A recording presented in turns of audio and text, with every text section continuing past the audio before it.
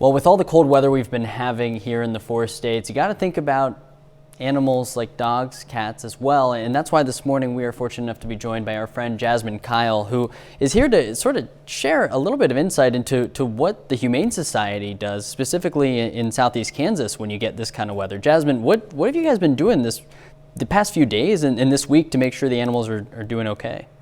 Yeah, we're trying to stay warm just like everybody else. The biggest thing that we have been talking to the public about is if for some reason they cannot bring their outdoor dogs or cats inside, they need to be insulating their shelters with straw. I cannot tell you how many times we have to correct people, do not use blankets. If those blankets get wet in those freezing conditions, they will freeze onto the animals.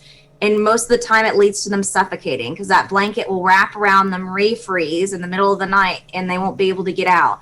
The best case scenario, it's frozen to their body, they have hypothermia, and you're amputating. It is an awful situation. Wow. So if for some reason you're caring for outdoor animals right now, you need to be packing their shelter houses with straw. It is the best and safest insulator. Jasmine, I know this week you are going to be testifying in opposition of a proposed House bill in the state of Kansas regarding greyhound racing and gambling around the sport. Can you share with me why this is something that you and the Humane Society are speaking out against, and maybe present your case as to why you guys do or don't think this is good for the community? Absolutely. So House Bill 2199, again, our organization does not have any position on sports wagering until such legislation permits wagering on animals, and that includes greyhound racing. It is known to be an absolutely inhumane sport. There's already 41 states in the United States that have legally banned dog racing, and it's for a good reason. There is no profit from these races, period. States lose millions on these races. The only reason they have live greyhound racing is because such legislation provides them allowance to do gambling on their site and extra slot machines and such. They're not doing it for the dogs. They're doing it for the gambling.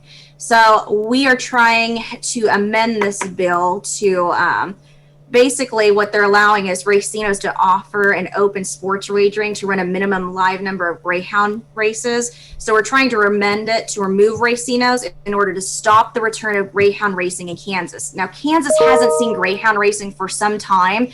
There's only 3 actual large tracks in Kansas, and one of them is the closed one in Frontenac. That's why we always keep a close eye on the situation. So us, other Kansas Humane Societies, and even the United States Humane Society, we will be testifying against this 2199 to have this amended, to have it prohibit all greyhound races anywhere in Kansas. Jasmine, we really appreciate you taking the time to speak with us this morning. We're going to have information on our website if you want to learn more about how you can help the animals in your community, especially during this cold weather. But Jasmine, thank you. We really appreciate you taking the time to talk to us. Thank you. All right, we'll be right back on the KOAM Morning News after this.